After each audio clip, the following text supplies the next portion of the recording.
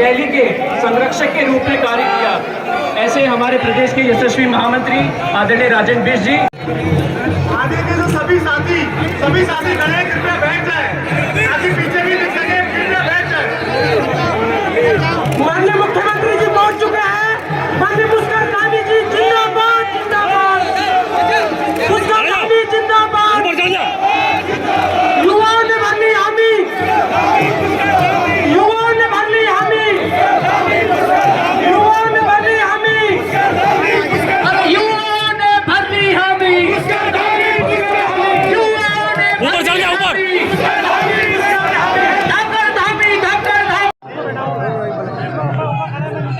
जोरदार तालियों के स्वागत भी करते रहे। भाजपा नेत्री सीमा चौहान जी पहुंची, आपका भी स्वागत है।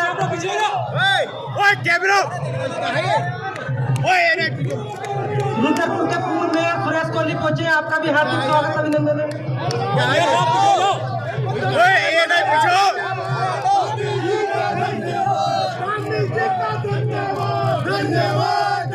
अरे हिलाओ मत यार, अरे हाथ मत हिलाओ यार, हाथ तुम्हारा।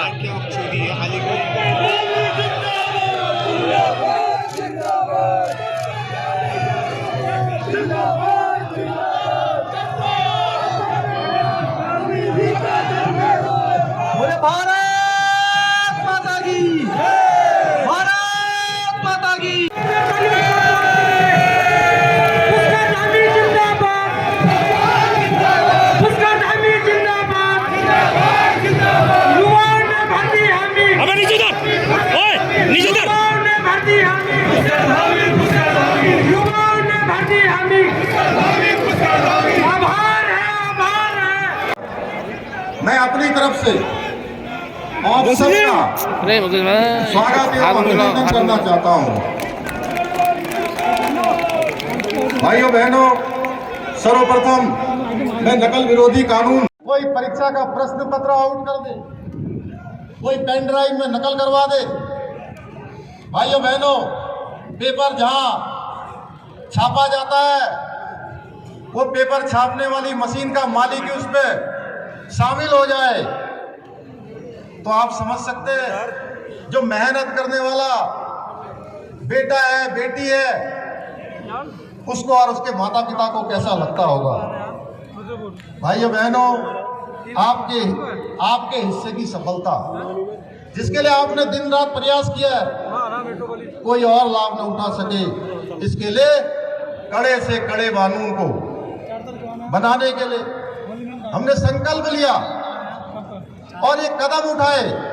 इन्हीं कदमों के अंतर्गत प्रतियोगी परीक्षाओं में नकल रोकने के लिए हमने पूरे देश का, पूरे भारत का सबसे बड़ा नकल विरोधी कानून बनाया है। भाइयों बहनों,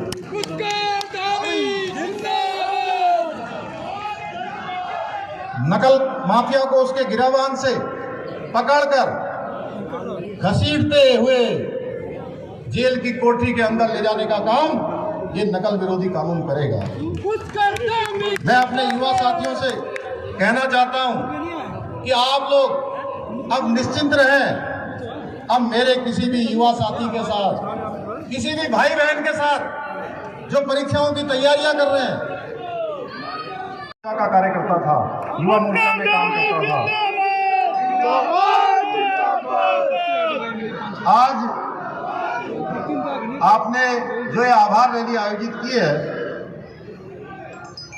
ये मेरा नहीं बल्कि मैं आपका आभार व्यक्त करता हूं।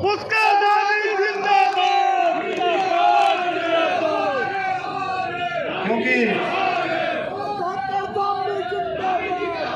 आपके द्वारा दी गई ऊर्जा और समर्थन के कारण ही हम नकल विरोधी कानून जैसे कड़े कानून को लागू करने में सक्षम हो पाए हैं।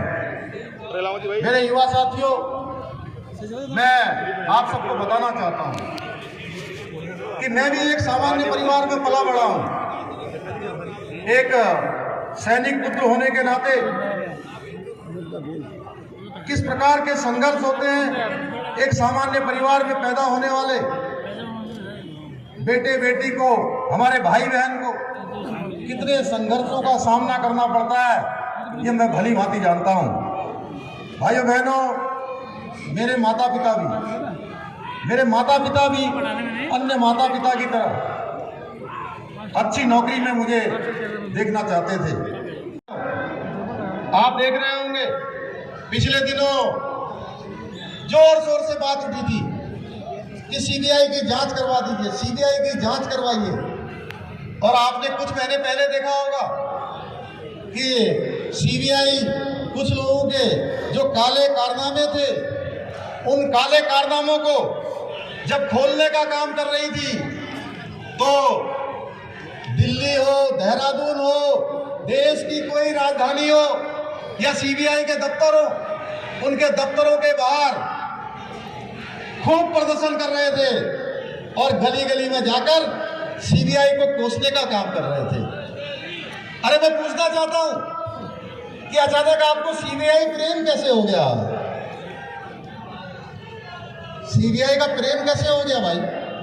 जो सीबीआई के खिलाफ आप प्रदर्शन कर रहे थे, सीबीआई के खिलाफ नारेबाजी कर रहे थे, सीबीआई को कोस कोस कर गालियां दे रहे थे, अब सीबीआई आपको अचानक अच्छी लगने लगी। आपके नेता, आपके सर्वोच्च नेता और आपकी एक कंपनी के खिलाफ जब कार्रवाई होने लगी और उत्तराखंड में आप कहने लगे, मैं अपने पत्रकार भाई बहनों से भी कहना चाहता हूं, ये बड़ा प्रश्न है। ये प्रश्न केवल मेरा नहीं है कि मैं यहां से बोल रहा हूं, ये प्रश्न पूरे उत्तराखंड का है, उत्तराखंड के नौजवानों का है, उत्तराखंड के आने वाले भविष्य का है। भाइयों बहनों, ये सीबीआई की जांच इसलिए मांग कर रहे थे क्योंकि इनको पता था अगर सीबीआई की जांच होगी तो अगले 5-7 सालों तक कोई परीक्षा आयोजित नहीं होगी, एक भी परीक्षा नहीं होगी।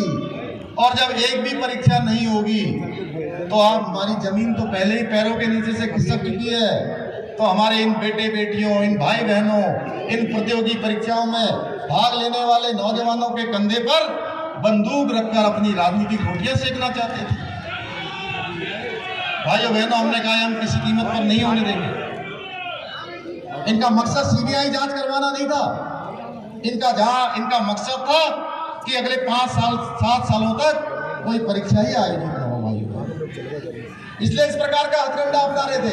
मैंने कहा मैं सीबीआई जांच करवाने के लिए तैयार हूं, हम सीबीआई जांच करवा देंगे भाइयों बहनों। लेकिन ये बताइए कि अगर जिसने आज परीक्षा देनी है, 1 साल बाद परीक्षा देनी है, अगर 5 साल तक परीक्षा नहीं होगी तो उसकी तो आयु सीमा निकल जाएगी। पहले हम सारी परीक्षाओं को संपन्न करवाएंगे और उसके बाद हमको जरूरत पड़ेगी तो हम सीबीआई की जांच भी करवा देंगे।